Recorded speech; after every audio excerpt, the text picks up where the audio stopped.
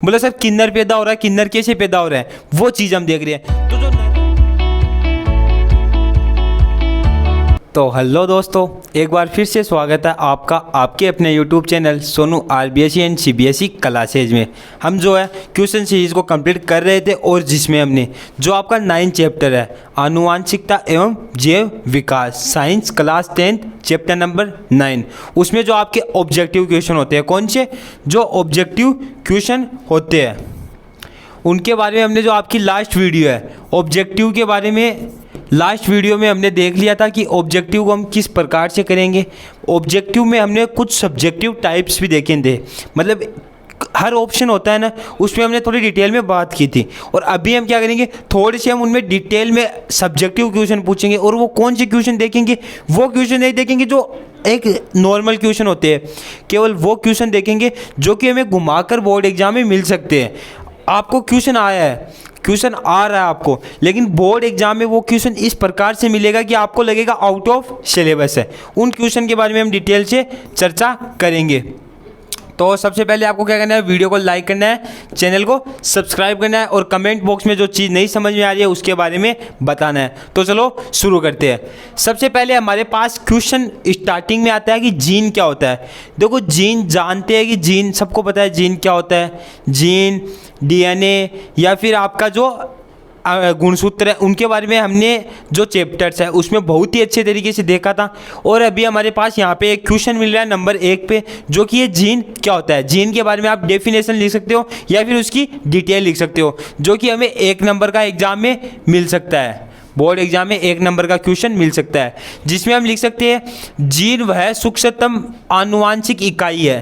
कि जीन कौन सी इकाई है, जो कि वह सूक्ष्मतम मतलब छोटी से छोटी वह आनुवांशिक इकाई है जो गुणसूत्रों में उपस्थित डीएनए के एक भाग है तथा लक्षण एक पीढ़ी से दूसरी पीढ़ी में स्थानांतरित करते हैं। देखो जीन के बारे में ये क्या बता रहा है, जीन गुणसूत्रों में उपस्थित डीएनए। डीएनए आपको पता है कहाँ पर होता है, डीएनए होता है गुणसूत्रों में। गुणसूत्रों में उपस्थित डीएनए एक भाग होता है, डीएनए का एक भाग होता है और उसमें यह क्या करते हैं, लक्षण को एक पीढ़ी से दूसरी पीढ़ी में स्थानांतरित करते हैं, जो कि कोडिंग का कार्य करते हैं। मतलब जो लक्षण किसमें है, माता पिता में, माता पिता में, वो आपको पता है आनुवांशिकता में हम यही चीज़ देख रहे थे कि लक्षणों का स्थानांतरण हो रहा है। कि जो लड़का है वो अपने पिता के समान किस प्रकार से दिखाई दे रहा है, माता के समान क्यों दिखाई दे रहा है। ऐसा थोड़ी है कि मनुष्य का लड़का मनुष्य ही हो रहा है, उसमें लक्षण क्या है, मनुष्य के ही है। इस थोड़े जानवर के लक्षण दिखाई देंगे, नहीं देंगे। वो आनुवांशिकता में हम पढ़ रहे थे, जिसमें हम देख रहे थे जो डीएनए होता है वो आनुवांशिक गुणों का स्थानांतरित करता है। लेकिन जीन के बारे में हम ये देख रहे थे कि जो गुणसूत्र होता है, गुणसूत्र ऐसे दिखाई देते हैं हमें, जो कि आपको अक्ष के आकार के दिखाई देंगे। और गुणसूत्रों में क्या पाया जा रहा था, गुणसूत्रों में पाए जा रहे थे हमारे डीएनए, जो कि इस प्रकार से दिखाई दे रहे थे। और डीएनए में क्या होता है, इसके एक भाग पर जो जीन होते हैं वो लक्षणों को एक पीढ़ी से दूसरी पीढ़ी में स्थानांतरित करने का कार्य करते हैं। माता पिता से जो आपका संतान है, माता पिता से क्या है, संतान में गुणसूत्र, जो संतान में जो लक्षण है वो जीन द्वारा स्थानांतरित होंगे। इसके बाद में हम देखेंगे कि नंबर 2 है हमारे पास क्वेश्चन कि अलैंगिक जनन की अपेक्षा, जो आपका अलैंगिक और लैंगिक जनन होता है, इनके बारे में आप जानते होंगे कि लैंगिक जनन क्या होता है और अलैंगिक जनन क्या होता है। इनमें डिफरेंस भी आपको पूछ सकते हैं कि लैंगिक जनन और अलैंगिक जनन में आपको क्या है, डिफरेंस लिखना है। तो क्वेश्चन है अलैंगिक जनन की अपेक्षा लैंगिक जनन द्वारा उत्पन्न विभिन्नताएं क्या, जो अलैंगिक जनन करवा रहे हैं हम एक तरफ करा रहे हैं लैंगिक जनन। तो अलैंगिक जनन की अपेक्षा हम क्या देखेंगे, जो लैंगिक जनन में जो विभिन्नताएं हमें प्राप्त हो रही है अधिक स्थायी होती है। व्याख्या कीजिए यह लैंगिक जनन प्रजनन करने वाले जीवों के विकास को किस प्रकार प्रभावित करता है। कि जो अलैंगिक जनन के कंपेयर में हमें जो लैंगिक जनन में जो विभिन्नताएं देखने को मिल रही है, जो डिफरेंस देखने को मिल रहे हैं, वो कैसे है, वो अधिक स्थायी है। कैसे डिफरेंस है, अधिक स्थायी है। हमें इसकी व्याख्या करनी है। तो इसके आंसर में हम क्या लिख सकते हैं, जो हमारे पास अलैंगिक प्रजनन की विभिन्नताएं बहुत कम होती है। हमें ये चीज़ पता है कि लैंगिक जनन में ज़्यादा विभिन्नताएं होगी और अलैंगिक में विभिन्नताएं बहुत कम होगी। आपके लिए एक ऑब्जेक्टिव क्वेश्चन है, ऑब्जेक्टिव क्या, एक वर्ड का क्वेश्चन है, इसे आपको कमेंट बॉक्स में अभी बताना है कि लैंगिक जनन किस में होता है। आपको ये चीज़ बतानी है कि लैंगिक जनन किस में होता है। विभिन्नताएं बहुत कम होती है क्योंकि डीएनए प्रतिकृति लगभग समान होती है, अतः संतानों में अत्यधिक समानता पाई जाती है। इसमें क्या होता है, अलैंगिक जनन में विभिन्नताएं लैंगिक के कंपेयर में क्या होती है, कम होती है। क्यों? क्योंकि इसमें डीएनए प्रतिकृति लगभग समान होती है। अभी बोले सर डीएनए प्रतिकृति क्या होती है? देखो डीएनए प्रतिकृति, डीएनए सभी जानते हैं क्या होती है, प्रतिकृति क्या होती है, डीएनए की कॉपी होती है। मतलब डीएनए को हम एक कोशिका से दूसरी कोशिका में जो कॉपी कर रहे हैं उसे एक कोशिका से दूसरी कोशिका में स्थानांतरित करते हैं, उसके जैसा डीएनए बना रहे हैं, उसे हम क्या बोलेंगे, डीएनए प्रतिकृति। डीएनए प्रतिकृति लगभग समान होती है क्योंकि हमें पता है दोनों कोशिकाओं में जो डीएनए प्रतिकृति है वो समान होगी। और मनुष्य में क्या होता है, डीएनए सब में मतलब कोशिकाओं में स्थानांतरित होता है तो वो समान होता है, डीएनए अपनी कॉपी बना सकता है। ये डीएनए का एक डिफरेंस होता है, समान होती है। अतः संतानों में भी अत्यधिक समानता पाई जाती है। जैसे वही चीज़ हम देख रहे हैं आनुवांशिकता में, जैसे कोई डीएनए अगर हमारा जो डीएनए है वो हमारे पापा के डीएनए से बहुत अधिक मैच करेगा। क्यों?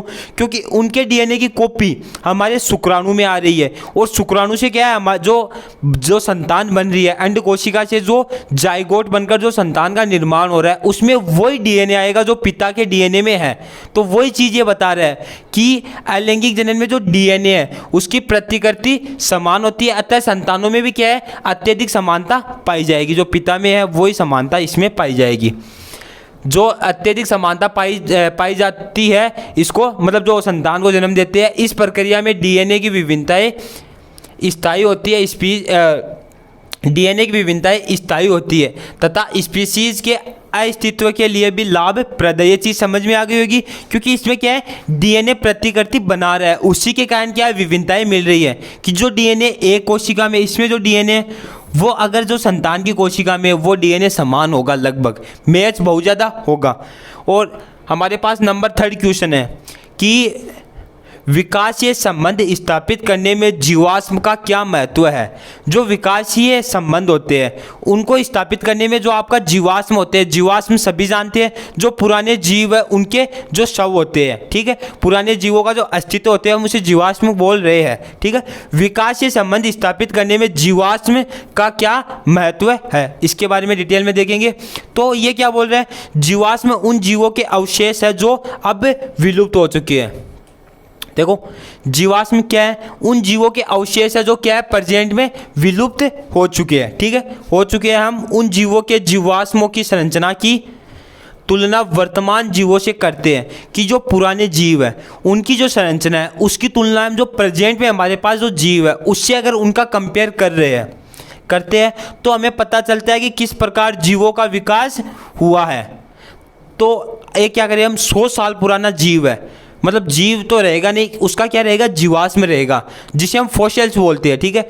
उसकी तुलना हम क्या करेंगे, उसका कंपेयर करेंगे जो प्रेजेंट में उस प्रजाति का जीव है, और फिर हम क्या देखेंगे उनमें पुराने जीव में और जो आपका नया जीव है उनमें किस प्रकार से विकास हुआ है वो चीज़ देखते हैं, तथा जीवाश्म विकास क्रम प्रणाली को भी व्याख्या करते हैं। देखो यही चीज़ यही बता रहा है, समझ में आ गया होगा। ये जो क्वेश्चन देखने को मिल रहे हैं आपको, ये क्वेश्चन क्या अटपटे होंगे, पहली चीज़ एक तो क्या होंगे, समझ में नहीं आएंगे आसानी से। वैसे आप पढ़ रहे हो तो बोले सर ये क्वेश्चन तो आउट ऑफ सिलेबस है, बोले सर पढ़ाया नहीं। देखो ये क्वेश्चन है ना, यही दिमाग पे जोर दिलाते हैं, यही क्वेश्चन बताते हैं कि कौन टॉप करेगा और कौन रैंक लाएगा और कौन परसेंटेज में रह जाएगा, कौन फर्स्ट डिवीजन लाएगा और कौन अच्छे मार्क्स लाएगा। देखो यही क्वेश्चन है वो। ये क्या है, एक तो आपको हार्ड लगेंगे, कैसे लगेंगे, हार्ड, लेकिन हार्ड होंगे नहीं, बोले पढ़ने से हार्ड लग रहे, बोले सर ये क्या दे दिया, ये तो हमें सर ने पढ़ाया नहीं। अरे पढ़ाया है सर ने ये चीज़ पढ़ाई है, लेकिन क्वेश्चन क्या घुमा कर आ रहा है। एग्जामिनर आपके दिमाग से खेलेगा। बोर्ड एग्जाम में एग्जामिनर क्या करता है, आपके दिमाग से खेलता है। वो देखना चाहता है कि कौन लड़का दिमाग से पढ़ाई करे। तो जो पास है वो तो सभी करेंगे ना, पास तो सबको करना है, टॉप किसको करना है, टॉप के यही क्वेश्चन होते हैं जो बच्चे टॉप करना चाहते हैं उनके लिए ये क्वेश्चन अलग से छांटे जाते हैं। तो ये क्वेश्चन है ना, ये क्वेश्चन ही क्या है, अलग से छांटे जाएंगे। यही क्वेश्चन डिसाइड करेंगे कि आप टॉप कर रहे हो या फिर आप normal first division second division से पास हो रहे हो। तो इन क्वेश्चनों में आपको इतना मतलब सोचना नहीं है कि बोले सर किताब से बाहर है या फिर और कुछ है। देखो आसान है ये चीज़, आपको पढ़ने की ज़रूरत है, दिमाग लगाओ, नोट्स पढ़ो और थोड़ा ध्यान रखो कि एग्जामिनर के दिमाग से सोचो कि एग्जामिनर क्या पूछ सकता है। कोई भी टॉपिक पढ़ रहे हो उसे इस प्रकार से पढ़ो कि एग्जामिनर इसमें से हमें क्वेश्चन किस प्रकार से पूछ सकता है। इन चीज़ों का हमें ध्यान रखना है। अगर ये चीज़ें हमें पता है कि एग्जामिनर किस प्रकार से क्वेश्चन पूछ रहे हैं तो क्या एग्जाम में बच्चा टॉप करेगा। और लड़कों की क्या आदत होती है, बोले सर पासिंग मार्क्स देखते हैं या फिर वो क्वेश्चन ज़्यादा पढ़ना, मतलब एग्जाम के समय में क्या होता है आपको वो चीज़ें पढ़ना, आप क्या ज़्यादा डिजर्व कर रहे हो जो कि आपको आ रही है। सभी बच्चों की आदत होती है वो चीज़ें ज़्यादा पढ़ते हैं जो उनको लगती है बोला ये नाम आ रहा है, हमने 5-6 महीनों से देखा है, बोले ये टॉपिक है, ये थ्योरी है, ये वो है, उसे पढ़ रहे हैं। लेकिन वो चीज़ नहीं देखेंगे जो उसे हार्ड लगेगी, वो सोचेगा क्या ये तो आ ही नहीं सकती, या फिर उसे स्किप करेगा। और वो स्किप करना क्या है, वो उसे एग्जाम हॉल में याद दिलाएगा, बोले यार उस समय पढ़ लेते तो आज ये चीज़ कर देते। तो वही चीज़ें हैं। तो ये क्वेश्चन क्या है, ये क्वेश्चन हमें घुमाकर मिलेंगे। बहुत से क्वेश्चन ऐसे मिलते हैं जो कि आपको आ रहे हैं लेकिन आप एक्सप्लेन नहीं कर सकते। क्वेश्चन आ रहे हैं लेकिन एक्सप्लेन करने में क्या दिक्कत आ रही है, तो वही होंगे क्वेश्चन। वही क्वेश्चन डिसाइड करेंगे आप टॉप कर रहे हो या फिर आप परसेंटेज में रह रहे हो, वही आपकी रैंक डिसाइड करेंगे। तो बोले सर हमें तो केवल पास होना है। अरे पास नहीं होना, अभी तो ज़िंदगी स्टार्ट हुई है बेटा, पढ़ना पूरी ज़िंदगी है, पढ़ना पूरी ज़िंदगी। आप जब तक पढ़ते रहो, पढ़ाई का कोई अंत नहीं है। तो केवल ये है कि आप इन क्वेश्चनों को समझो, जो क्वेश्चन घुमा कर आ रहे हैं उन क्वेश्चनों को समझने की कोशिश करो कि ये क्वेश्चन किस प्रकार से एग्जामिनर हमें पूछना चाहता है। इसके बाद में नेक्स्ट क्वेश्चन है जो कि आपके पास कुत्ता होता है, मतलब डॉग, कि कुत्ते की खाल का प्रभावी रंग ज्ञात करने के लिए उद्देश्य से एक प्रोजेक्ट बनाइए। हमें जो डॉग है उसकी जो स्किन है उसका कलर ज्ञात करना है, उसके लिए एक प्रोजेक्ट बनाना है। उसमें हम क्या करेंगे, क्रॉस करवा कर देख सकते हैं, लेकिन हम थ्योरिकल रूप में कैसे लिख रहे हैं। इस उद्देश्य को पूरा करने के लिए हमें एक काले रंग का कुत्ता, ठीक है, कैसा, ब्लैक कुत्ता व एक सफ़ेद रंग की कुतिया, वाइट। बोले सर कुत्ते में क्रॉस, अरे डॉग में क्रॉस नहीं होगा। अरे यार मेल में क्रॉस थोड़ी ना कराओगे, मेल फीमेल में कराओगे। तो ये हो गया हमारे पास ब्लैक क्या होगा, डॉग, और वाइट क्या होगी, बिच। जो आपकी कुतिया होती है हम उसे इंग्लिश में बिच कहते हैं। तो ब्लैक डॉग और वाइट बिच के बीच में हम क्या करा रहे हैं, क्रॉस करवा रहे हैं। उससे हमें क्या होगा, लेनी होगी यदि दोनों के मध्य संकरण करने के पश्चात सभी संतानों का रंग काले रंग की उत्पन्न, मतलब सभी जो संतान है जो हमारे पास, जो आपके पपीज हो रहे हैं, ठीक है, जिसे हम पप्पी बोलते हैं, मतलब छोटे छोटे जो आपके डॉग्स होते हैं ना, छोटे छोटे होते हैं, अगर वो सभी क्या है, अगर काले रंग की उनकी स्किन आपको प्राप्त मिल रही है तो हम कह सकते हैं कि काला रंग प्रभावी है तथा सफ़ेद रंग अप्रभावी है। बोले सर प्रभावी और अप्रभावी क्या आ गया, कि प्रभावी और अप्रभावी क्या चीज़ है। अरे देखो प्रभावी क्या है, प्रभावी हमें F1 पीढ़ी में देखने को मिलेंगे, लेकिन जो अप्रभावी है वो केवल F1 में, जरूरी नहीं F1 में मिले, वो आने वाली अन्य पीढ़ी में मिल सकते हैं। जैसे इनके जो लड़के हैं, ठीक है, मतलब लड़की, इनकी जो संतान हुई है वो है, कोई डॉग है, क्या है आपके पास, डॉग है, कैसा है, ब्लैक। इनकी संतान हुई है आपके पास ब्लैक डॉग। अभी जो इनसे संतान हो रही है वो भी है ब्लैक, और अगर इनसे जो संतान हो रही है वो अगर वाइट हो, किसी भी रीजन से अगर वाइट हो, जो आपके शुक्राणु होते हैं उनमें डिजीज़ पाई जाती है। मैंने ये चीज़ भी आपको बताई है कि छोटी छोटी डिजीज से क्या हो सकता है, पूरे शरीर में अलग सिस्टम हो जाएगा, क्योंकि डीएनए देखो कोडिंग कर रहा है। कोडिंग मतलब प्रतिकृति बना रहे हैं, उसमें दिक्कत भी आ सकती है बनाने में यार, वो प्रतिकृति जो कोडिंग होती है उसमें दिक्कत आ सकती है। तो इससे ही ये जो डीएनए में कोडिंग से जो दिक्कत आ रही है, इससे हमारे पास किसका निर्माण हो सकता है, जो कि आपके किन्नर होते हैं, उसका निर्माण भी इससे ही हो सकता है। अब बोला सर ये कैसा होगा, ये तो हमने पढ़ा ही नहीं। तो देखो ये चीज़ आपने पढ़ी है, नहीं पढ़ी तो आपकी गलती है। देखो हमें पता है जो नर होता है उसमें होता है एक्स और वाई, ठीक है, जो इसमें युग्मक होंगे वो हो गया एक्स और वाई, ठीक है, और जो मादा है उसमें क्या होंगे, अक्ष और अक्ष, ठीक है। नर में जो शुक्राणु होते हैं, जैसे हमारे पास शुक्राणु, मानो ये शुक्राणु है, शुक्राणु जो कोशिका होती है इसमें एक तो होंगे अक्ष, एक होंगे वाई, ये चीज़ आपको ध्यान रखनी है। और जो मादा में क्या होगा, अंड कोशिका होगी, 2 अंड कोशिका का निर्माण होता है जो कि फेलोपियन ट्यूब से हमारे गर्भाशय तक आती है, वो चीज़ हमने पढ़ी थी, जिसमें एक होगा हमारे पास अक्ष, दूसरा क्या होगा, अक्ष होगा। तो ये जो हमारे पास है शुक्राणु, क्या है, शुक्राणु, ठीक है। हम ये देख रहे हैं कि किन्नर का निर्माण किस प्रकार से होगा।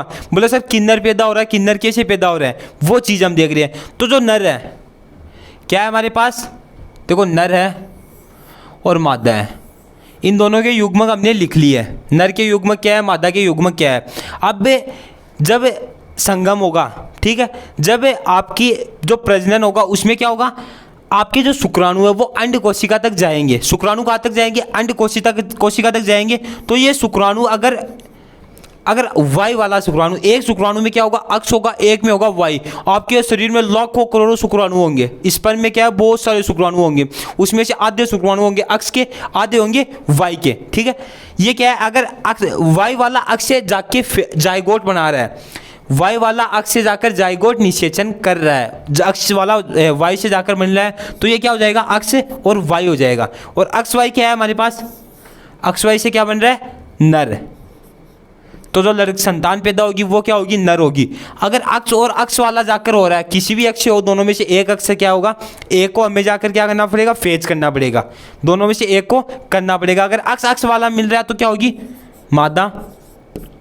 तो बॉडी में क्या है, नर और मादा दोनों हो सकते हैं। 50% चांस होते हैं नर के और 50% चांस होते हैं मादा के। तो ये सिस्टम है जिससे हमें पता चलता है कि संतान क्या होगी, नर होगी या फिर मादा होगी। इसके अलावा हम देख सकते हैं कि हमने बात की थी, बोले सर किन्नर जो हमारे पास पैदा हो रहे थे वो किस प्रकार से हो रहे थे। तो जो ये आपका अक्ष वाला है, ये यहाँ पर जा रहा है और दोनों अक्ष के साथ में जुड़ रहा है, दोनों जो अंड कोशिका है, दोनों ये और एक शुक्राणु, तीनों अगर जुड़ रहे हैं तो ये क्या हो जाएगा हमारे पास, अक्ष, अक्ष और अक्ष, ये ट्री अक्ष हो जाएगा, ट्रिपल अक्ष हो जाएगा। इससे जो संतान बनेगी ना, वो संतान क्या होगी, वो होगी आपकी किन्नर। ये चीज़ सभी समझ गए कि इससे जो संतान बन रही है वो क्या होगी, वो होगी हमारे पास किन्नर। तो किन्नर का निर्माण इस प्रकार से हो रहा था, ये चीज़ हमें ध्यान रखनी है।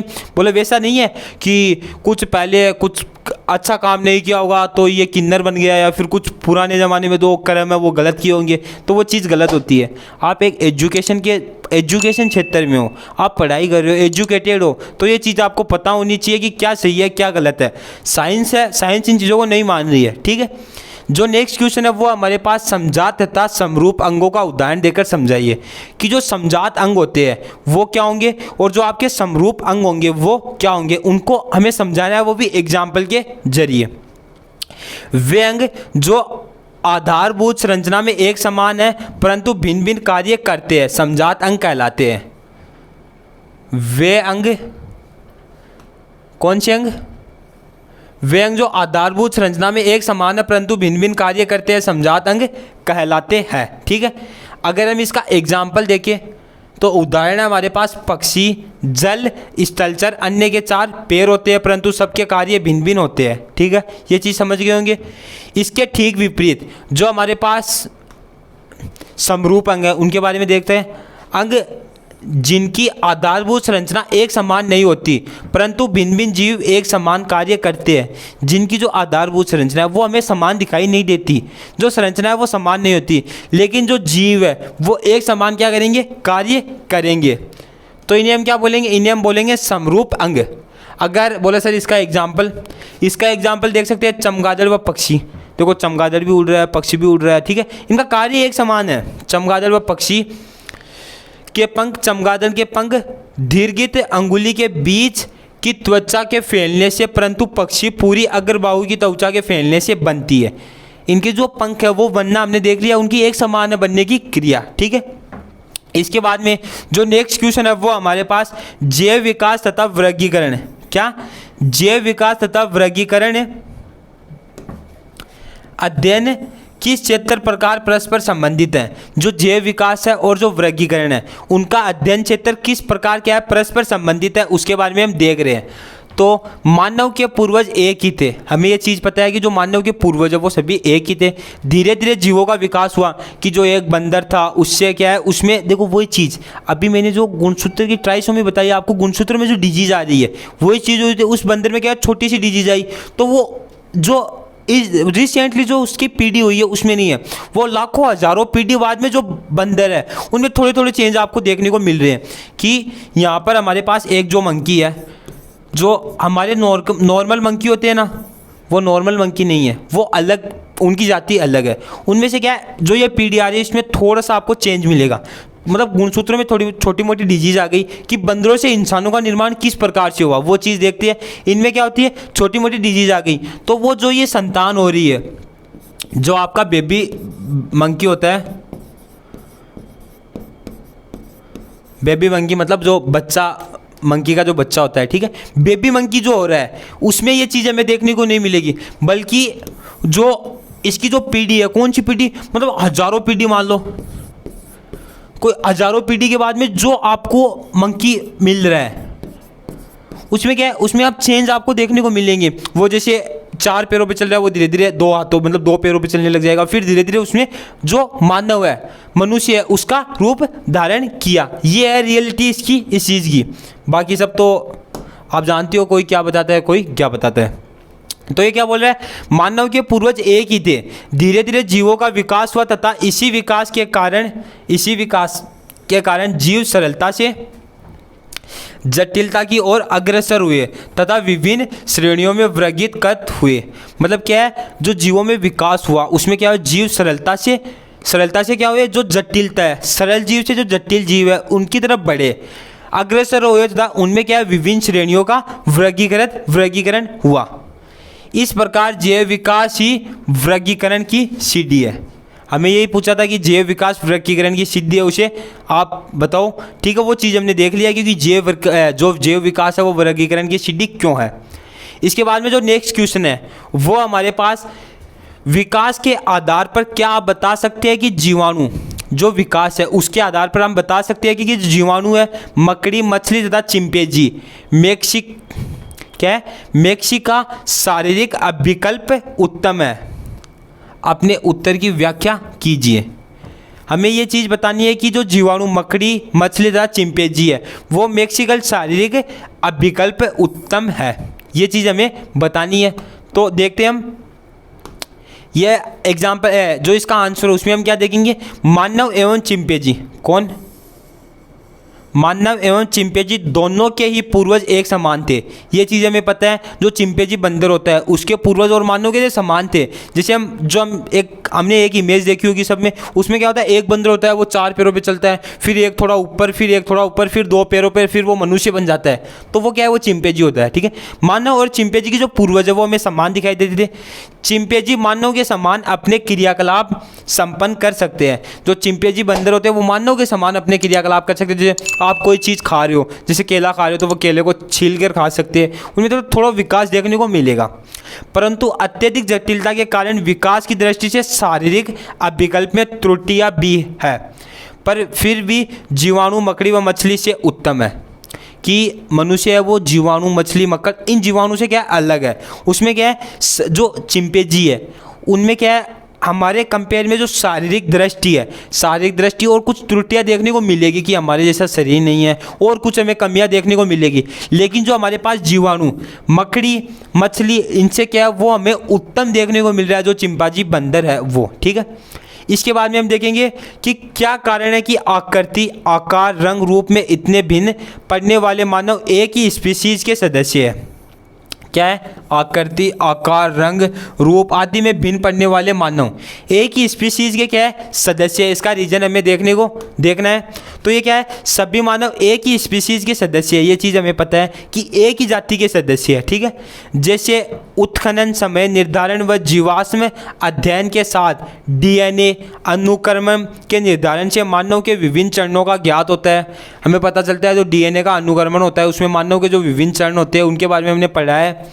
मानव पूर्वजों का उद्भव अफ्रीका से पूर्वज विभिन्न क्षेत्रों में फैल गए तथा कुछ वहीं पर रह गए। जो मानव का जो उत्पन्न है वो अफ्रीका के क्षेत्र से हुआ, वहाँ पर क्या है अलग अलग क्षेत्रों में जो रह गए हमारे पूर्वज और कई वहीं पर रह गए, ये चीज़ हमें ज्ञात है। अतः आवासीय प्रजातियों का कोई जैविक आधार नहीं है, क्योंकि वो क्या है अलग अलग क्षेत्रों में फैल गए और वहीं पर रह गए, उसके कंपेयर में हम मान सकते हैं। जो नेक्स्ट क्वेश्चन है वो क्या है हमारे पास, क्या एक तितली और चमगादड़ के पंखों को समजात अंग कहा जा सकता है? अगर कहा जा सकता है तो क्यों? अगर हम इसे समजात अंग कह रहे हैं तो क्यों कह रहे हैं, और अगर हम इसे समजात अंग नहीं कह रहे हैं तो क्यों नहीं कह रहे हैं, वो चीज़ हमें बतानी है। तो हम क्या बोलेंगे, नहीं वे समजात अंग नहीं है, नहीं वे समजात नहीं स्वरूप अंग कहलाते हैं। अभी मैंने समजात और स्वरूप अंग की क्या आपको डेफिनेशन बताई थी, तो ये क्या है, वे समजात नहीं स्वरूप अंग कहलाते हैं।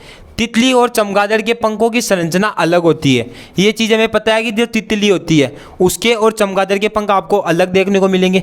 तितली के पंख तो ऐसे देखने को मिलेंगे जैसे ये तितली होती है, लेकिन जो चमगादड़ है उसके पंख आपको थोड़े बड़े या फिर और थोड़े मतलब डरावने टाइप के, नुकीले वैसे देखने को मिलेंगे। ये चीज़ सबको पता है ना। तो ये वही चीज़ बोल रहा है कि इनके समान नहीं है। तितली के पंख में हड्डियाँ नहीं होती, जबकि जो आपका चमगादड़ है उसके पंख में आपको क्या मिलेगी, बोन्स मिलेगी, हड्डियाँ मिलेगी। इसके बाद में नेक्स्ट क्वेश्चन है, उन अभिलक्षणों का एक उदाहरण दीजिए जिनका उपयोग हम दो स्पीसीज के विकासीय संबंध निर्धारण करने के लिए करते हैं। हमें एग्जाम्पल देना है उन स्पीसीज का, किसका, उन अभिलक्षणों का उदाहरण दीजिए जिनका प्रयोग हम क्या करते हैं, दो स्पीसीज के विकासीय संबंध में निर्धारण के लिए करते हैं। तो ये क्या है, दो स्पीसीज के विकासीय संबंध निर्धारण के लिए उदाहरण हम देख रहे हैं, वो क्या है, पक्षियों, सरीसृपों व जल स्थलचर की तरह ही स्तनधारियों के भी चार पैर होते हैं। ये चीज़ हमें पता है कि जो पक्षी है, सरीसृप है व जल स्थलचर की तरह ही जो हमारे पास स्तनधारी है उनके क्या है, चार पैर होते हैं, जैसे आपकी गाय हो गई या फिर और कोई अन्य जंतु हो गया। इनकी आधारभूत संरचना एक पर भिन्न कार्य संपन्न करती है। ये क्या बोल रहा है, चाहे इनकी आधारभूत संरचना एक पर ही भिन्न कार्य संपन्न करने के लिए है, इनमें रूपांतरण हुआ है, इस कारण समजात लक्षणों में इन संबंधों का समझ सकते हैं। ये चीज़ हमें देखने को मिलेगी कि जो हमारे पास जल स्तर है, उस जो जल के जीव है, एक स्थलीय जीव है, उनमें थोड़ा कंपेयर भी देखने को हमें मिलता है। मतलब जो नेक्स्ट क्वेश्चन है वो क्या है, क्या भौगोलिक पृथक्करण स्वपरागित स्पीसीज के पौधे की जाति वद्भव का प्रमुख कारण हो सकता है, क्यों और क्यों नहीं, ये चीज़ बतानी है कि जो भौगोलिक पृथक्करण है उसकी जो स्वपरागित जो स्पीसीज के पौधे हैं वो जाति वृद्धि का प्रमुख कारण हो सकता है। अगर हो सकता है तो क्यों, और नहीं हो सकता तो क्यों नहीं हो सकता, वो चीज़ हमें बतानी है। तो ये क्या है, भौतिक लक्षण भौगोलिक पृथक्करण द्वारा प्रभावित होते हैं। ये चीज़ हमें पता है कि जो भौतिक लक्षण है वो भौगोलिक पृथक्करण द्वारा क्या हो रहे हैं, प्रभावित हो रहे हैं। और इनमें विभिन्नता जाति उद्भव का एक अन्य कारण हो सकता है, और वो कारण क्या हो सकता है कि मुख्य कारण डीएनए प्रतिकृति, डीएनए की जो कॉपी बन रही है वो मुख्य कारण है। जो डीएनए की प्रतिकृति है, मतलब डीएनए की कॉपी बन रही है, उसके दौरान क्या है, उनमें परिवर्तन हो सकते हैं। स्वपरागिता स्पीसीज की नई पीढ़ियों में नए बदलाव विभिन्नताएं उत्पन्न होने की उम्मीद बहुत कम होती है, ये चीज़ भी हमें देखने को मिलती है। इसके बाद में जो हमारे पास नेक्स्ट क्वेश्चन है वो क्या है, क्या भौगोलिक पृथक्करण अलैंगिक जनन वाले जीवों की जाति उद्भव का प्रमुख कारक हो सकता है, क्यों अथवा क्यों नहीं। मतलब जो भौगोलिक पृथक्करण है वो अलैंगिक जनन वाले जीवों की जाति उद्भव का प्रमुख कारण हो सकता है। अगर हो सकता है तो क्यों, हमें तर्क देना है, कारण समझाना है उस चीज़ का। तो ये क्या है, अलैंगिक जनन में उत्पन्न जीव लगभग एक दूसरे के क्या होते हैं, समान होते हैं, ये चीज़ हमें पता है। लेकिन जो लैंगिक है उसमें हमें पूरे कुछ हमें डिफरेंस देखने को मिलेगा। जैसे एक मतलब पिता है, उसका जो आपकी जो संतान है वो उस पिता के कंपेयर में पूरी समान नहीं होगी। आप अपने को देख लो, अपने पापा के कंपेयर में पूरे एकदम थोड़ी डिफरेंस आपको देखने को मिलेगा। ऐसे नहीं ना कि आप और आपके जो पापा है वो जेरोस कॉपी है, नहीं होगा। कुछ केस में हमें देखने को मिल सकता है कि थोड़ी बहुत हमें क्या है उनकी जैसी संतान देखने को मिले, लेकिन हर केस में ये चीज़ नहीं होता, वो रेयर केस होते हैं, ठीक है।